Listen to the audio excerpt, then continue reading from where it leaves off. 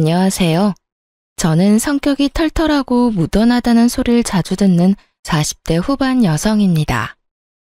어린 시절에는 다혈질이었던 저도 나이를 먹으니 점점 그 불같은 성미가 사라지더군요. 그렇지만 결혼 후 오랜만에 그 불길이 다시 치솟은 일이 생겼는데요. 오늘은 그 일에 관해 여러분께 알려드릴까 해요. 저는 지방 전문대를 졸업한 간호사예요. 경상도 출신이지만 졸업 후 수도권에 올라와 일을 하고 있었죠. 남편은 친목 동호회를 나갔다가 알게 됐어요. 사람이 차분하고 잔잔한 호수 같은 사람이라 당시만 해도 다혈질이었던 제 성격을 모두 다 받아줄 수 있을 만큼 포용력 있는 사람이었어요. 연애 3년 후 결혼을 했을 때도 저희 부부에게는 아무런 문제가 없었어요. 교양 있는 시어머니, 성격 좋고 사람 좋은 시아버지, 4살 많은 아주버님과 형님, 남편과 1살 차이 나는 서방님과 동서까지. 멀리서 볼 때는 아무 문제 없는 완벽한 가족에 가까웠죠. 하지만 이 시댁에서 구심점이 되어줘야 할 시어머니는 제가 결혼한 지 3년 만에 암 이식 수술 후 요양을 위해 강원도에 전원주택을 지어 그곳에 살게 됐어요. 혼자 가는 건 힘드니 시아버지와 함께 갔죠. 그렇게 시부모가 사라지니 그들의 본성이 드러나더군요. 동서, 친정도 멀고 많이 힘들지? 아무래도 사람 사는 곳 다 똑같다고는 해도 근본적으로 수도권이랑은 다른 부분이 많지. 여전히 지방은 시골이잖아. 그러니까 내가 앞으로 좀 더 챙겨줄게. 형님의 그 말에는 아주 작은 가시가 있었어요. 눈치가 빠른 제가 그걸 모를 리 없었죠. 딱 들어봐도 밑에 지방과 시골에 대한 멸시가 바탕에 깔려 있잖아요.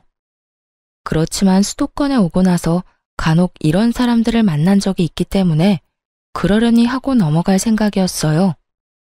이런 거 하나하나 대응하느니 그냥 쓰레기는 쓰레기로 두는 게 속 편하거든요. 네, 고마워요, 형님. 정말 딱 그렇게만 말했어요. 가타부타 말 섞을 것도 없죠. 그냥 지나치면 그만인 것을. 당시 저희는 새로운 신혼집에 들어온 지 얼마 되지 않은 상태였어요.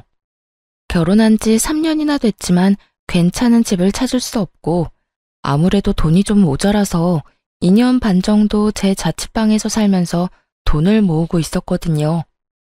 그래서 이번에 들어온 새 집이 너무 좋았어요. 작은 집이었지만 제 나름의 인테리어도 하고 안에 들일 가구며 가전도 모두 제가 손수 골랐죠. 그런데 형님이 저희 이사 소식을 알고는 도와주겠다며 이것저것 챙겨주기 시작하더군요. 처음에는 커피 머신이었고 그 다음은 에어프라이어였어요. 솔직히 챙겨준 것들 모두 중고였고 그다지 필요 없는 물건들이었지만 억지로 가져다 안겨주는 그 물건들을 안 된다고 도로 돌려보낼 수 없었어요.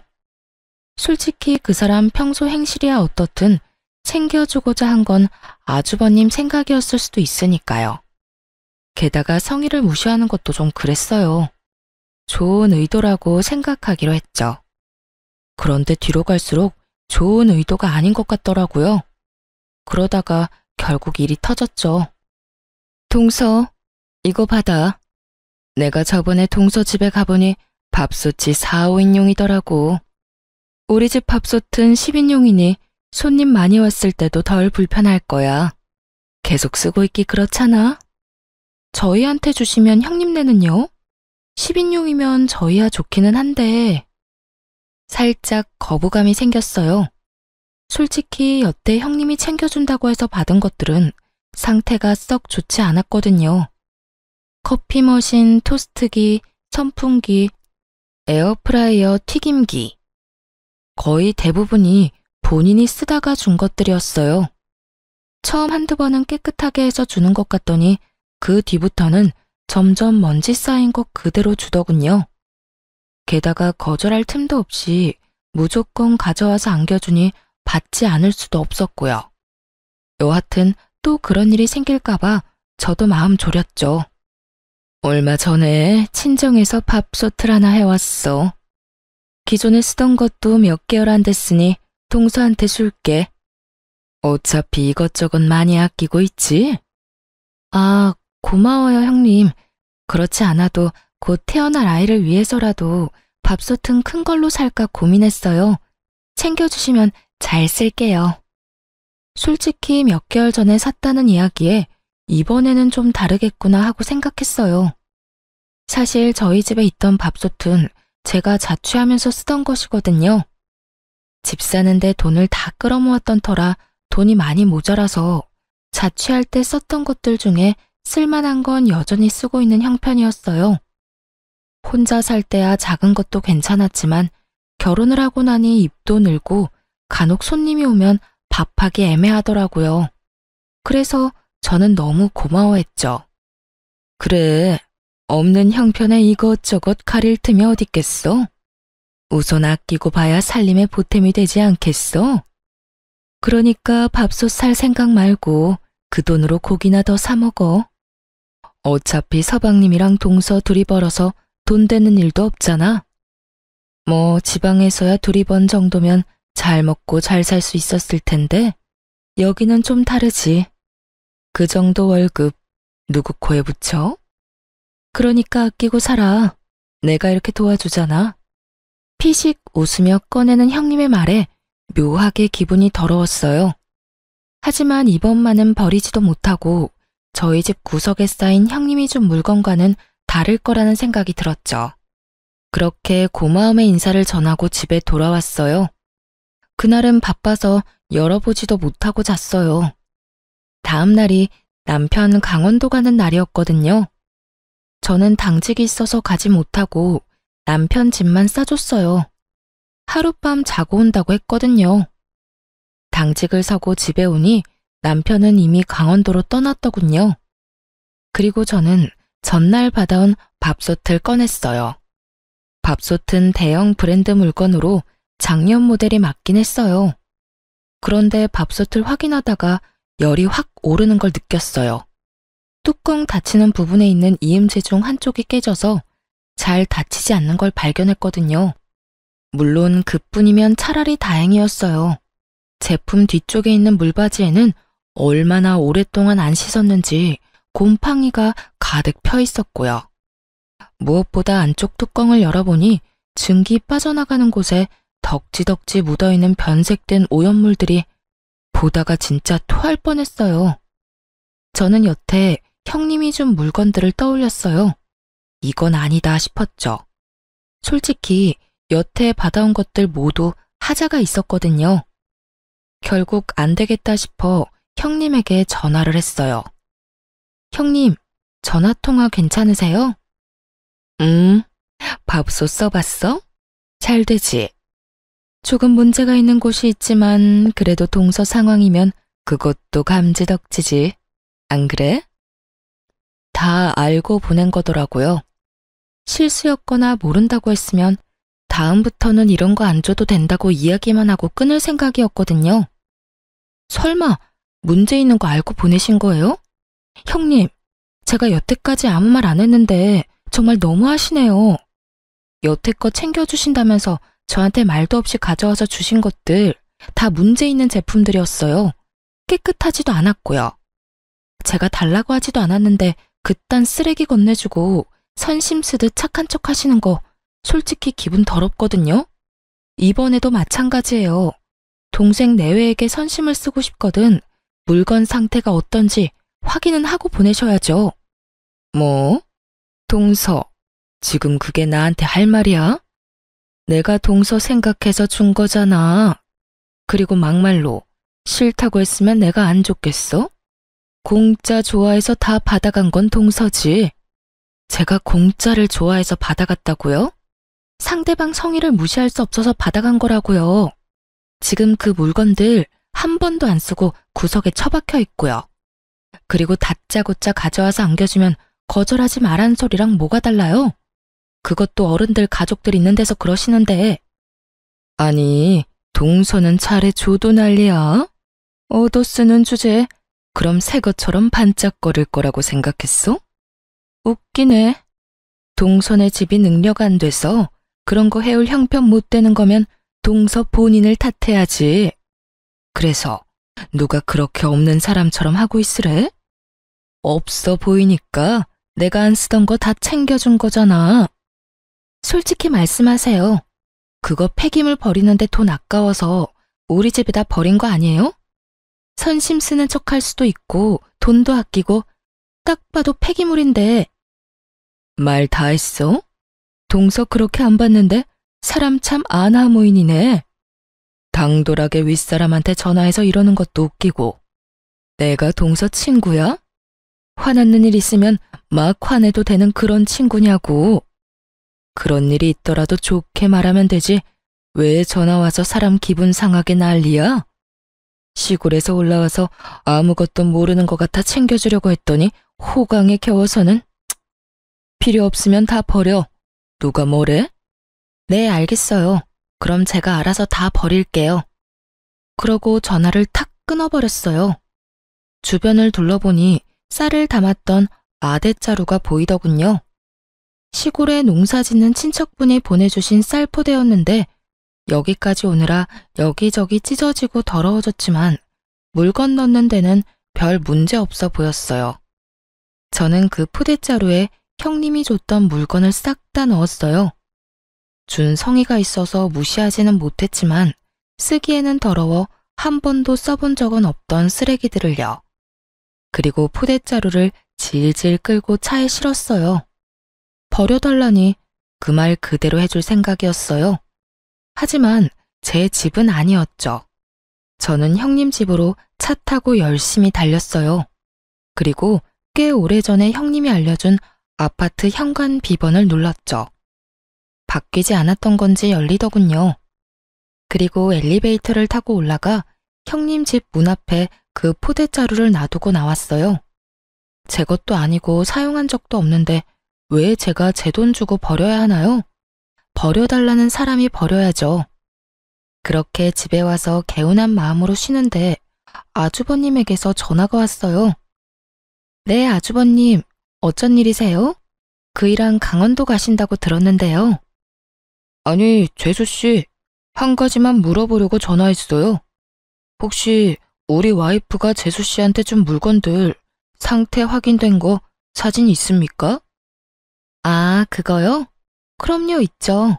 전부 다 사진은 찍어놨어요.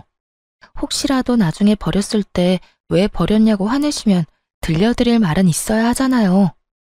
그렇게 이야기하는데 아주버님 목소리 뒤로 엄청 시끄러운 소리가 들리더군요. 형님의 목소리였어요. 혹시 형님이랑 같이 계세요? 아니요, 그게 아니라 강원도인데 우리 와이프가 동생한테 전화해서 화내는 바람에. 어떤 상황인지 대충 감이 왔어요. 제가 반품한 쓰레기를 확인하고 형님이 저희 남편에게 전화해서 생난리를 치고 있더군요.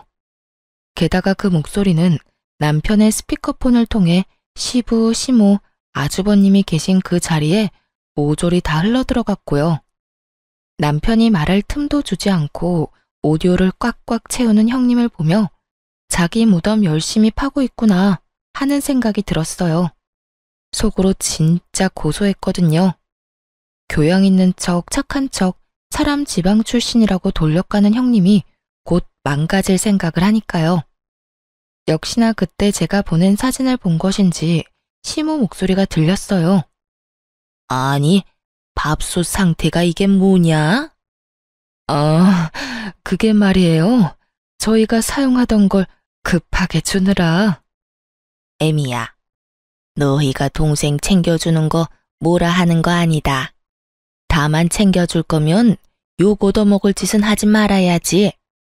누가 보면 쓰레기를 갖다 준 거라고 생각하지 않겠니? 아무리 선의로 한 일이라도 이런 물건을 가져다 주면 아무도 감사하지 않을 거다. 도대체 첫째는 무슨 생각으로 이걸 둘째한테 갖다 준 거냐? 시모의 말에 아주버님도 당황한 것 같더군요. 시모는 본래 조용하고 차분한 성격인데 첫째 형님의 행동에 경악하신 듯 했어요. 적어도 시모의 상식선에서는 일어날 수 없는 일인 듯 보였죠. 저는 시모의 말 덕분에 마음이 좀 놓였어요. 저와 비슷하게 생각하는 사람이 있었으니까요. 결국 시모의 비난의 말을 견디지 못한 아주버님이 남편의 전화기를 가로채 빽 소리를 질렀어요. 이 옆에 내가 뭘 잘났다고 소리를 질러? 밥솥 상태를 보니 당신이 잘못한 게 확실해 보이는구먼. 도대체 집에서 하는 일이 뭐야? 당신까지 왜 그래요?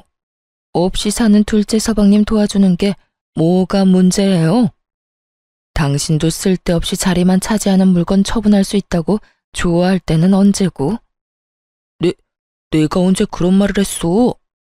발뺌 할 거예요? 그만! 지금 여기가 어딘 줄 알고 언성을 높여? 지금 어머니 아버지 이 전화 다 듣고 계시거든? 말 좀 예쁘게 해.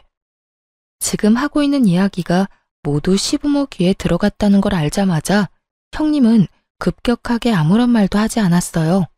아니, 아예 입을 다물었죠. 성질 좀 죽여. 내가 봐도 밥솥은 너무했어. 다른 것들도 많이 낡았고. 당신이 좋은 일 한다기에 내가 말리지 않았지만 신경 안 썼다고 이런 식으로 하면 안 되지. 앞으로 절대 이런 일 없도록 해. 그러고 남편 전화가 끊긴 모양이었어요. 그리고 아주버님이 저한테 말하더군요. 재수씨, 내가 신경 못 써서 미안해. 우리 와이프도 나쁜 뜻으로 그런 거 아닌 거 알지? 내가 따끔하게 혼내놨으니 다음부터는 안 그럴 거야. 아주버님이 제게 사과하며 전화가 끊어졌어요. 나중에 집에 돌아온 남편에게 물으니 제가 들은 것보다 더 대단했다고 하더군요. 전화하자마자 서방님 어쩌면 이럴 수 있냐? 동서가 해도 너무하지 않냐? 그렇다고 쓰레기를 우리 집 앞에 버리면 어쩌냐 해서 스피커폰으로 돌린 거래요. 쓰레기를 우리한테 버린 건 생각도 안 하고 지금 당신한테 화낸 거야? 형님도 진짜 너무하시네. 나랑 싸웠으면 나랑 끝을 내야지. 왜 당신한테 전화를 해? 내가 쉬워 보였겠지. 형님이랑 같이 강원도 가는 거 깜빡하신 모양이더라. 알고 있었으면 나한테 그런 소리 했을까 싶어. 미안해. 괜히 당신 기분 나쁜 소리 듣게 만들었네. 당신이 사과할 게 뭐가 있어. 이게 다 우리가 너무 좋게만 생각해서 그런 거지. 앞으로는 그런 거 준다고 해도 받지 말자. 우리가 달라고 한 것도 아니고. 그런 걸 주고도 상대방이 감사해야 할 거라는 생각은 도대체 어떤 머리에서 나오는 건지 모르겠네. 남편도 저도 공감하는 말이었어요. 그렇게 그 뒤로 저희 가족과 형님네 가족은 그런 일로 싸울 일은 없게 됐죠. 쓰레기는 자기들이 돈 내고 버려야죠. 왜 남의 집에 쓰레기를 버리나요? 여하튼 그 뒤로 형님과 얼굴 마주칠 때마다 서로 정색하는 어색한 사이가 됐어요. 솔직히 저야 속 편했죠. 매번 지방 시골 이야기하면서 사람 까는 말 듣고 있는 것도 하루 이틀 일이지 이젠 그 말 안 들어서 좋더라고요. 그렇게 형님과는 서로 간섭하지 않기로 은연중에 정리가 됐는데 동서는 또 다르더군요. 동서는 수도권에 있는 좋은 대학을 나와서 대기업에 취직한 재원이었어요. 본인의 학교나 직업에 대한 자부심도 대단했고 무엇보다 저와 동갑이라서 결혼 직후에는 저의 그런 정보를 얻으려고 엄청 애썼어요. 둘째 형님은 대학교 어디 나오셨어요? 저희 친정에서 학교 다녔어요. 어차피 전문직이라 기본만 배우고 실습이나 경력을 어디서 쌓느냐에 따라 또 다르거든요. 병원도 요새는 세분화돼서 잘 나뉘어져 있어서. 그렇게 생각하시면 안 되죠. 그래도 학벌과 지연이 얼마나 중요하고 많은 부분을 차지하는데. 그렇지 않아도 저희 회사 지잡대 나온 직원 한 명 있거든요. 우리가 하는 대화에 끼지도 못하고 무슨 말인지 알아듣지도 못해요. 게다가 묘하게 눈치도 없어서 상황 파악도 못하거든요. 뭐 지잡대 나왔다고 다 그런 건 아니겠지만 대부분은 그런 사람들이니까요. 동서의 말을 듣는 내내 표정 관리하기 어려웠어요. 솔직히 지방에서 대학 나온들 뭐 그런 사람들은 외계에서 왔나요? 지금 당장 지나다니는 사람 중에 지방대 출신인 사람 골라보라고 해도 못 고를 게 분명해 보이는 동서의 쓸데없는 아는 척에 저는 동조해주기도 싫어서 대답도 안 했죠. 그런데 갑자기 그러더라고요. 그러고 보니 형님도 경상도 출신이었죠. 그 사람도 그렇던데. 혹시라도 같은 동네 주민이었으면 죄송해요. 제가 요즘 그 사람 때문에 너무 힘들어서 말이 그냥 막 나와버렸네요. 정말로 신경을 살살 긁는 재주가 있더라고요. 그래서 저도 말해줬죠. 경상도가 워낙 커서 아마 제 지인은 아닐 거예요. 그리고 그런 부분에서는 걱정하지 말아요. 지방 사는 사람들도 그런 말들 하거든요. 무슨 말을 해요? 그 수도권 사는 사람들요. 눈 뜨고 있어도 코 베어가는 사람 수두룩하니 믿지 말라고요. 그리고 서울 깍쟁이라는 말이 왜 있겠어요? 여기 사람들 그만큼 까다롭고 인색하다고 생각하고 있거든요. 솔직히 별것도 아닌 걸로 등급 나눠서 사람 차별하는 것도 어떤 한 사람 때문에 잘 알고 있기도 하고 틀린 말도 아닌 것 같고요. 아, 미안해요. 서로 까는 거 피차 일반이니까 깔끔하게 동서도 저도 서로 미안해하지 않기로 해요. 그럼 됐죠? 제 말에 동서가 똥 씹은 표정으로 저를 보더군요. 제가 말한 그런 사람이 본인을 지칭하는 거라는 걸 알았나 봐요. 말로 하지는 않았는데 그렇게 눌러줬으면 더 이상 그런 주제로 이야기 안 할 법도 한데 동서는 끊임없이 저를 그런 대화에 끌어들이려고 하더라고요. 같은 나이라는 게 믿기지 않을 만큼 유치해서 결국 그 뒤로는 아예 상대를 안 했어요. 같은 인간 취급받기 정말 죽기보다 싫었거든요. 그런데 이게 끝이 아니었어요. 동서는 이를 갈고 있더라고요. 하루는 명절에 가족들이 다 모인 자리가 있었어요.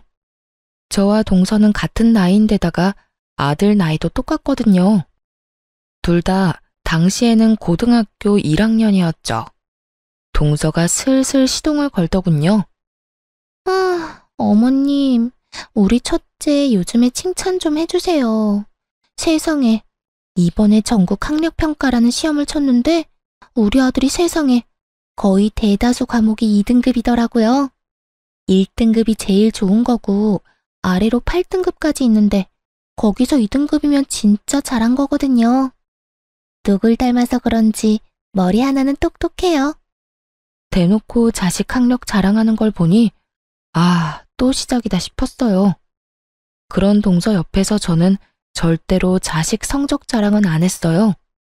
우리 아들이 모자라서가 아니라 세상에 공부 잘하는 사람도 많고 그게 아이의 자만심이나 절망으로 이어질까봐 솔직히 불안한 면이 있었거든요. 그래서 어딜 가든 저는 저희 아이들의 인성을 칭찬하면 칭찬했지 학업 성취로 칭찬한 적은 없었어요. 사람들이 없을 때 잘했다고 과하게 칭찬해주는 건 있었지만요. 형님이 듣고 있다가 부러워하면서 대답하더라고요. 어머, 막내 동서 진짜 좋겠다. 우리 아들은 공부를 영 안 해서 망쳤잖아.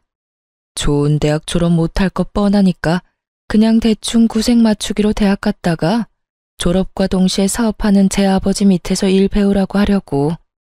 근데 걔는 어느 대학 가고 싶어서 그래? 아직 진로는 이르죠. 3년 남았고 이 정도 성적이면 어딜 가도 갈 수 있을 테니까. 어떤 곳이든 제가 밀어줄 생각이에요. 될성부른 떡잎은 알아본다니까요. 참 김칫국도 시원하게 들이키고 있더군요. 물론 잘하는 아이가 계속 잘할 수도 있지만 굳이 그걸 입 밖으로 내지 않는 게 더 좋을 텐데 왜 저러나 싶었어요. 그런데 동서가 제 눈치를 살살 보더니 결국은 제 아들 이야기를 꺼냈어요. 그러고 보니 둘째 형님네 아들은 어때요? 전국 평가라서 둘째 형님네 아들도 시험 쳤잖아요. 시험 점수는 잘 나왔어요? 내가 듣기로는 사교육도 안 시킨다는데 그래가지고 되겠어요? 모름지기 교육은 선행이 필요해요, 선행이. 이제 와서 시작해도 다 늦은 거 아시죠? 게다가 보세요. 사촌지간의 동갑인데 얼마나 기분이 안 좋겠어요? 사춘기 남자애가 얼마나 상처받을지.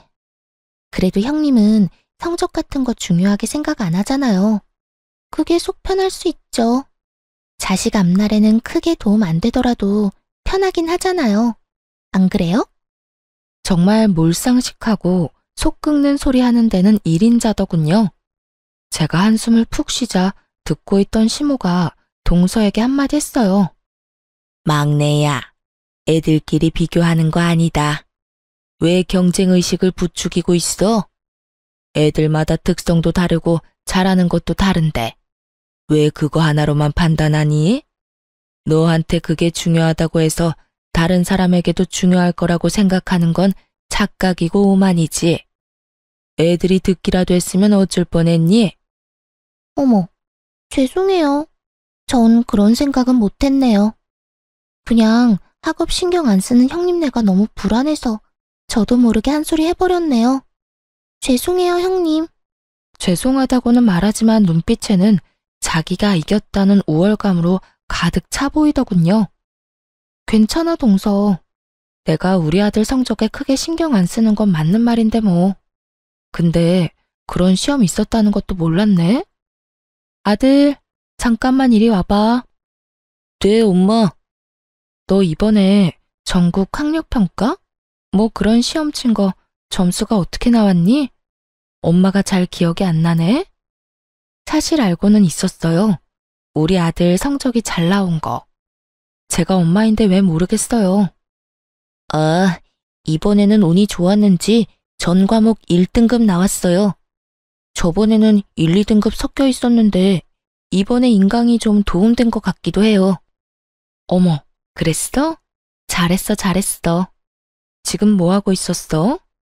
여름방학에 영어학원 다녀보려고요.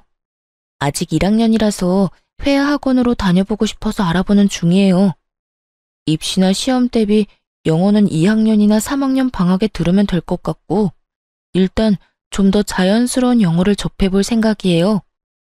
누구 아들인지 똑부러지게 말하더군요.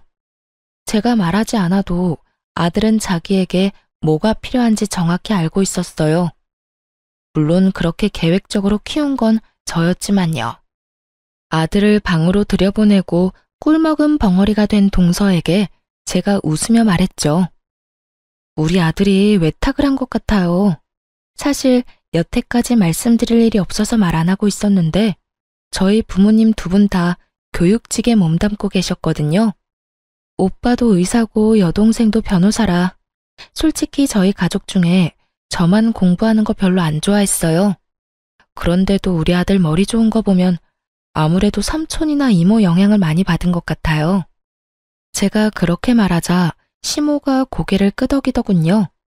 시모는 알고 있었거든요. 저희 집안에 고학력자가 많다는 걸요. 그리고 제가 그걸 말하는 걸 그리 좋아하지 않는다는 것도요.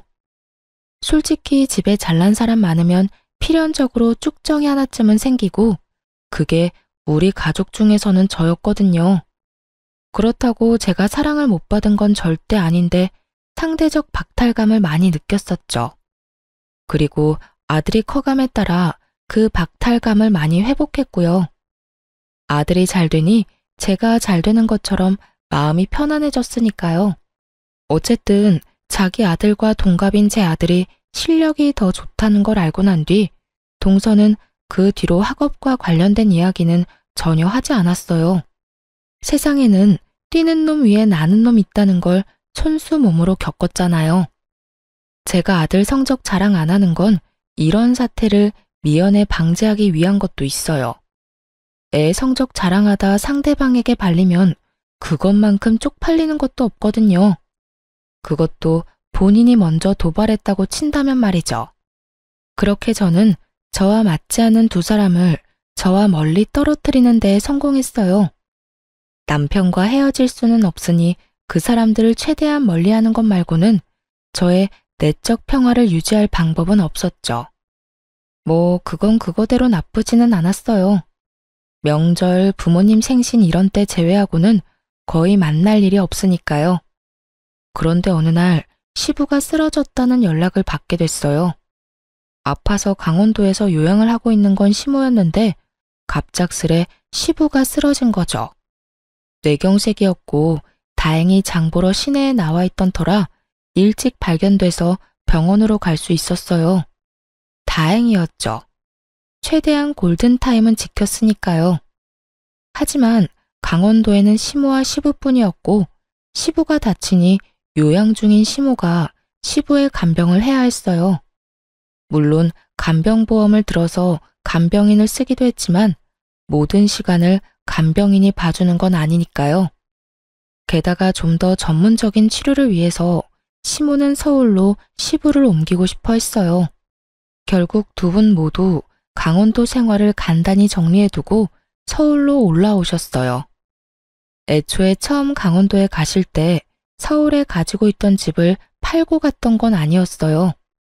시부가 모아놓은 돈으로 강원도에 전원주택을 지었고 살고 있던 집은 당시 막내 도련님 결혼과 동시에 전세를 싸게 내줬거든요. 그래서 시부를 병원에 입원시키고 나면 시모가 거주할 만한 곳이 딱히 마땅찮았어요. 그날은 시모가 저희 삼형제 내외를 모두 부른 날이었어요. 너희 아버지 입원하고 나면 병수발은 나와 간병사가 될 거다. 간병인은 간병보험 등거에서 나오지만 24시간 붙어 있는 게 아니니 당연히 나도 너희 아버지 수발 들어야 해. 그러려면 내가 여기에 머물 곳이 필요한데 너희 세 형제들 집 중에 한 곳에서 머물렀으면 하는구나. 자식이 셋이나 되는데 누구 하나는 같이 살 사람 있지 않겠니? 시모 말에 일순 그 공간이 조용해졌어요. 그러더니 형님이 갑자기 막내 동서를 바라보며 말하더군요. 어머님, 제 생각에는 막내 동선에서 지내시면 될 것 같아요. 동서 살고 있는 집도 어차피 어머님 댁이었고 거기 전세 싸게 주고 들어갔잖아요. 제가 알기로는 정말 얼마 안 되는 금액이었다는데 그런 상황이면 미안해서라도 당연히 동서가 모시는 게 맞는 것 같아요. 마치 결정했다는 듯 통보하는 형님에게 동서가 눈을 부라리며 답했죠. 큰형님, 말씀 참 이상하게 하시네요. 이런 일에 당연이라는 말이 어디 있어요? 솔직히 당연한 걸로 치자면 큰형님이 모시는 게 맞는 거죠. 전업주부에 할 일도 없는 데다가 무엇보다 맏며느리잖아요. 그리고 형님네는 아주버님 혼자 벌어도 먹고 사는데 지장 없지만 우리는 전혀 달라요. 맞벌이를 해야 지금 애들 교육비라도 건져요. 하긴 교육에 신경 안 쓴 형님네야 그런 거 전혀 모르겠지만요. 그리고 고3 애들 있는 집이잖아요. 우리의 수업 망치면 책임지실 거예요? 동서 말하는 것 좀 봐. 어떻게 그런 식으로 말해? 시부모님 일이야. 그리고 확실하게 두 분 혜택받고 있는 건 동서고. 내가 전업주부라고 할 일 없는 것처럼 말하는데 그거 다 편견이야. 내가 남편 사업 때문에 얼마나 바쁜지 모르지? 나도 왔다 갔다 힘들어. 그런 사람한테 꼭 일을 더 시켜야겠어? 아니 형수님, 말씀 좀 너무하시네요. 우리가 무슨 혜택을 받아요? 우리도 돈 내고 그 집에서 사는 건데. 생각을 좀 하시고 말씀하세요. 야, 너 네 형수한테 그게 무슨 말버릇이야? 그리고 너희 전세 가격이 근방에서 제일 싼 건 알아? 네가 부모님 아니었으면 그런 집에서 살 수 있었겠어? 나 같으면 부끄러워서라도 내가 모시겠다고 하겠다. 결혼하면서 돈 한 푼 없어서 부모님 손 벌린 주제에. 형님, 말 다 했어요? 어느새 첫째 형님과 동서의 다툼은 첫째 아주버님과 서방님의 싸움으로 번졌고 두 사람이 멱살을 잡으며 누가 잘했니 못했니 옥신각신하고 있었어요.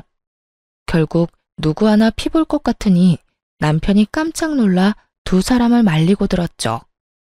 형님, 막내야, 그만 좀 해. 어머님 보시는 앞에서 이게 무슨 주대야? 둘째, 네가 하면 되겠네.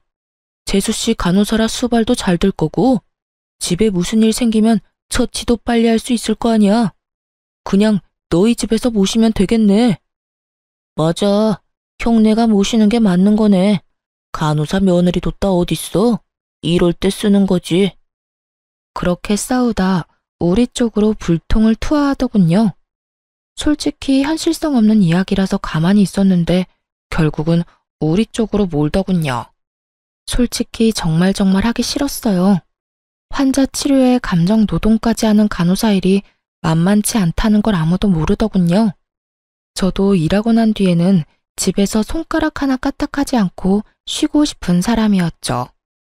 그런데 그렇다고 아픈 어르신 둘 데리고 또 죽어도 못 해드린다 말하고 그러는 것도 좀 인간적으로 아니라고 생각했어요. 그렇지만 저희도 사정이 그리 좋지만은 않았죠. 집은 23평이고 건장한 아들이 둘이나 있는 집이었죠. 코딱지만한 방 3개를 아들 둘과 부부가 나눠 쓰고 있었거든요. 아무리 봐도 시모를 모실 자리가 없었어요. 저는 깊은 한숨과 동시에 남편에게 물었죠. 돈 많이 벌 자신 있어? 어머님 모시려면 좀 더 큰 집에 가야 해. 이 평수로는 거의 답도 안 나와. 저는 시모를 모시지 않겠다고 말하진 않았어요. 다만 현실적인 문제를 말했죠. 만약 당장이라도 큰 집에 갈 수 있다면 모시는 것도 가능할 것 같았거든요. 안 되면 대출 받으면 되지. 기존 대출 거의 다 갚아가잖아. 아니면 이 집도 가격 많이 올랐으니까 팔고 조금 더 외곽에 있는 큰 집을 대출 끼고 사도 되고. 그리고 나 많이 도와줄 거지? 나 혼자 모든 걸 감당하게 하지만 않으면 나도 2분 모시는 거 괜찮아. 당연하지. 내가 많이 도와줄게. 지금도 많이 도와주고 있잖아. 정말로 남편은 저를 잘 도와주는 사람이었고 약속까지 하니 마음이 좀 놓였어요. 그래서 제가 시모에게 말했죠. 그이가 많이 도와준대요, 어머님. 그럼 저희 집에 가세요. 당분간은 좀 좁아서 힘드시겠지만 조만간 좀 더 큰 평수 알아볼게요. 제가 그 말을 하자마자 형님과 동서, 아주버님과 서방님 얼굴에 환한 웃음꽃이 피더군요. 수발 안 들어서 기분 좋은 건지는 모르겠지만 너무 속보이는 모습에 눈살이 다 찌푸려지더라고요. 그런데 그 모습을 다 지켜본 시모가 제 손을 꼭 잡으며 말하더군요. 그래, 고맙다. 둘째 네가 참 힘든 선택을 했구나. 그런 의미에서 나도 그냥 너희 집에 얹혀 살며 수발만 받을 수는 없잖니. 그러니 내 강원도에 있는 전원주택 바로 정리하마. 그거 판 돈 둘째 너한테 줄 테니 지금보다 더 크고 교통도 편리한 집으로 이사 가자. 그 이야기에 저도 눈이 동그래지고 다른 사람들은 완전 사색이 됐어요. 시모가 살고 있던 전원주택 가격이 거의 10억이 넘어갔거든요. 고급 전원주택의 2층 집, 대지도 넓어서 가격이 못해도 10억쯤 나온다고 했거든요. 저는 슬쩍 형님과 동서의 얼굴을 살폈는데 순간 웃겨서 뿜을 뻔했어요. 두 사람 얼굴이 완전 똥 씹은 얼굴이 됐더라고요. 10억이나 되는 돈을 빌려주는 것도 아니고 준다고 하니 배가 아플 만도 하죠. 그러고는 갑자기 형님과 동서가 태클을 걸더군요. 어머님, 그런 게 어딨어요? 처음부터 그런 말씀하셨으면 저희가 모셨죠. 맞아요. 이건 불공평해요. 제가 맏며느리니까 제가 모실게요. 그게 당연하다고 생각해요. 당연은 무슨 당연이에요? 큰형님, 아까 저한테 뭐라고 하셨죠? 제가 부모님 혜택 받고 있으니까 제가 모셔야 한다면서요. 제가 모실게요. 그러니까 어머님, 저희 집으로 오세요. 정말 속안이 투명하게 비칠 만큼 날 것 그대로의 속보이는 반응이었어요. 서로 자기가 하겠다고 우기더니 갑자기 둘이서 또 저를 공격하더군요. 얌전한 고양이 부뚜막에 먼저 올라간다더니 이것 봐요. 얌전하게 생겨서 어머님 돈 때문에 수발든다고 한 거니까 거기에 속지 마세요. 네, 큰형님 말이 맞아요. 어머님이 이렇게 교양 있으신데 저런 지방대 출신에 교양 없는 지방 사람이랑 같이 있으면 어머님한테 도리어 안 좋아요. 둘째 형님, 돈 욕심 낼 생각 말고 어머님 저희한테 맡기세요. 아시겠어요? 참으로 당당하더군요. 뭐가 그렇게 당당한지 저는 눈꽃만큼도 모르겠던데 말이죠. 이 상황을 모두 지켜보고 있던 시모의 얼굴이 차갑게 착 가라앉더니 큰 형님과 동서에게 호통치셨죠. 너희가 그런 말할 자격이 어디 있어? 이미 너희 둘은 기회를 영영 잃었어. 내가 돈 이야기하기 전에 내 수발 든다고 한 사람은 둘째 혼자뿐이었어. 서로에게 미루기만 한 너희 둘이 무슨 자격으로 내 수발을 들겠다 말아야? 이미 내가 둘째를 골랐다고 하지 않았어? 어머님, 그렇지만 돈 10억이 애들 이름도 아니고 이런 식으로 한 아들한테 다 주시는 것도 형평성에 어긋나고요. 형평성? 100세 시대에 병들고 늙은 시부모 언제 죽을지도 모르는데 같이 모시고 살겠다고 한 사람한테 돈 10억 주는 게 뭐가 그렇게 형평성에 어긋나? 그리고 두 사람이 원하지 않았잖아. 싫다며 서로에게 떠넘긴 주제에 돈 10억이 그렇게 아쉬워? 그 돈 노동비야. 내가 주는 월세이기도 하고. 일찍 죽으면 또 모를까 오래 산다면 짐밖에 안 되는 늙은이 잘 봐달라는 뇌물이기도 하고. 그런 돈을 왜 날 돌보지도 않은 너희들한테 나눠야 해? 미리 경고하는데 이번 일 그냥 지나가지는 않는다. 앞으로 있을 유산 상속, 증여, 유언장 작성에 큰 영향을 줄 거니까 알고나 있어. 유산과 증여라는 말이 나오자 이번에는 아주버님과 서방님 얼굴이 사색이 됐어요. 여보, 그만해. 어머님 앞에서 이게 무슨 짓이야?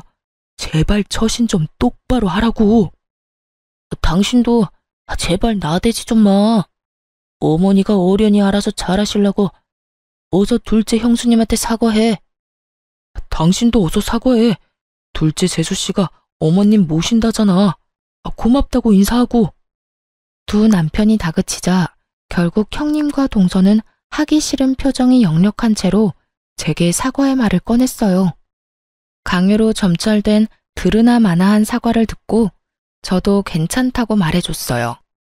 이날 이후로 저는 시모가 전원주택 팔아서 마련한 돈과 대출을 좀 껴서 더 큰 집으로 이사가게 됐어요.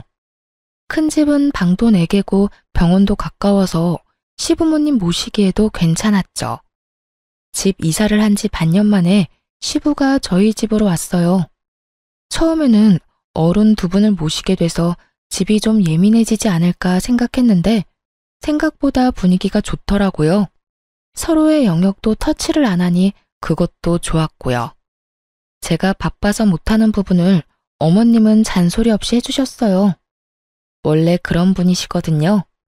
차분하고 이해심 넓은 진짜 어른 같은 어른이요.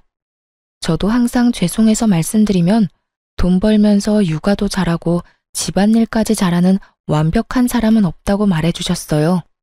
어찌나 고마운 말씀인지. 보통 시모들은 무조건 완벽을 원하잖아요. 하지만 우리 시어머니는 그런 완벽보다는 노력을 더 좋아하셨어요. 그래서 분위기가 더 좋았던 건지도 모르죠. 퇴원한 시부는 병으로 좀 어눌해지고 몸 상태가 좀 나빠지기는 하셨지만 특유의 쾌활한 성격은 여전하시더군요. 저랑 개그 코드나 식성이 잘 맞는 것도 좋지만 둘째와 죽이 잘 맞으시더라고요. 같이 게임 같은 것도 하고 산책도 같이 나가는 거 보니 너무 좋았어요. 애들이 남들과 함께 살아가는 법을 배우고 있는 것 같아 조금 뿌듯하게 느끼기도 했고요. 그런데 그렇게 화목한 저희 집도 찬 기운이 풀풀 날릴 때가 있긴 했어요. 바로 아주버님과 서방님 부부가 방문하는 날이요. 항상 올 때마다 시부모님에게 그 말을 꺼내거든요. 어머니, 언제까지 둘째 집에 있을 겁니까? 이제 저희 집도 준비가 됐어요. 와이프한테 사업 맡길 일도 없고 이미 자식들도 모두 독립해서 집도 널널하고 좋습니다. 그러니 이제 그만 저희 집으로 오세요. 그러지 말고 저희 집은 어떠세요? 구관이 명관이라고 옛날 살던 집이 좋고 근처에 어머니 아는 분들도 많잖아요. 저희도 첫째 대학 들어가서 둘째만 남았거든요. 걔는 공부 못해서 신경 안 써도 되니 두 분한테 모든 신경 쏟을 수 있어요. 그러니 저희 집으로 오시면 돼요. 일 없다. 내가 너희들 집에 왜 가? 여기가 이렇게 내 집 같고 좋은데. 늙은이한테 또 새로운 환경에 맞춰 살라는 말이냐? 노인 공경도 몰라. 어머님, 그렇지만 이러면 안 되죠. 이런 식이면 대놓고 차별하시는 거랑 뭐가 달라요? 그 말이 맞아요, 어머님. 저희들한테도 기회는 한번 주셔야죠. 그래야 잘 모실 수 있는지 없는지를 알 수 있잖아요. 너희는 여태 니들이 둘째한테 한 건 생각 안 하지? 내가 그걸 다 봤어. 첫째, 네가 둘째 지방에서 올라왔다고 깔보고 무시하는 거 1년에 몇 번 만나지 않은 나라도 알 정도로 노골적이고 지저분한 일이었어. 그리고 막내, 네가 둘째 출신 때문에 한 소리 하는 거 그것도 얼마나 꼴불견인지 아니? 둘 다 어쩜 이렇게 괘씸한 짓만 골라서 하는지. 결국 그렇게 화를 내신 시모가 아주버님을 쳐다보며 한마디 툭 던지셨어요. 너는 아버지한테서 빌려간 사업자금 언제 갚을 거니? 너희 집에 오라고 설득하기 전에 빌려간 돈부터 갚을 생각을 해야지. 그러자 아주버님과 큰형님이 합주기가 됐어요. 입이 있는들 무슨 말을 하겠어요? 아주버님이 시부에게 빌려간 돈이 1억을 넘었으니까요. 아주버님을 쫓아낸 시모가 이번에는 서방님을 보며 말했어요. 너는 집 빌려준 지가 벌써 몇 년째인데 거기서 나올 생각을 안 해? 그 집, 내가 그 전세 받고 빌려준 건 너희가 미래에 더 좋은 집을 갈 거라고 생각했기 때문이야. 그런데 여태껏 느릿느릿 이제 더는 못 참겠으니까 너희도 이제 내 집에서 나가서 새로운 집 찾아보거라. 곧 내놓을 테니까. 어머니. 어머니. 4명이 이구동성으로 외치더군요. 하긴 그럴 수밖에 없죠. 지금 시부모에게 지원받은 모든 걸 뺏기게 생겼는데 그 상황에서 예, 그러겠습니다 하는 쪽이 더 이상한 거죠. 왜? 뭐가 억울해? 둘째네는 나한테 받아간 것도 없고 다 본인들 알아서 했어. 그런 와중에도 나랑 너희 아버지 함께 모시겠다고 해준 사람이야. 부모님한테 받아간 것도 많으면서 책임은 지지 않으려는 너희가 뭐가 억울해? 지금 너희가 가지고 간 것까지 돌려줄 생각 아니면 여기 와서 이렇게 난리들 치지 말어. 잘 사는 사람들 속 뒤집지 말고. 결국 4명 모두 돈 때문에 어머니한테 그런 말 아니라며 마치 변명하듯 말을 던져놓고는 밖으로 나가더군요. 그 뒤로 저희 집에 찾아와서 시부모에게 자기네 집에 가자며 꼬시는 사람은 없어졌어요. 그 사람들이 더 이상 찾지 않으니 속이 다 시원했죠. 그러게 처음부터 남한테 맡길 생각으로 남한테 미루기 전에 상황 파악을 잘했더라면 그 누구가 됐든 우리보다는 더 좋은 조건으로 이제 와서 후회하고 매달리는 일은 없었을 거예요. 그저 눈앞에 귀찮은 일만 치워보자고 남한테 미루다가 결국은 알짜배기도 모두 뺏기고 본인들 것이라 생각한 것도 뺏기게 생겼으니 말이죠. 저는 처음에 형님과 동서가 저를 차별하거나 괴롭힐 때 시모가 너무 지켜보고만 있으신 거 아닌가 하는 생각을 할 때가 있었거든요. 보고도 못 본 채 하고 있는 것처럼 말이죠. 하지만 이번 일로 깨달았죠. 안 보이는 것 같아도 다 보이는 법이고 평소 행실대로 걷어가는 거라고 말이죠. 저를 출신이나 학력으로 차별하는 사람들은 저희 가족들 중에는 없어요. 그런 이야기 꺼낼 때마다 시모와 시부께서 기함을 하시니 아무도 그런 이야기를 못 꺼내죠. 오늘 제가 들려드린 사연 즐겁게 보셨나요? 긴 글 읽어주셔서 감사하고 오늘도 즐거운 하루 되시길 바랍니다.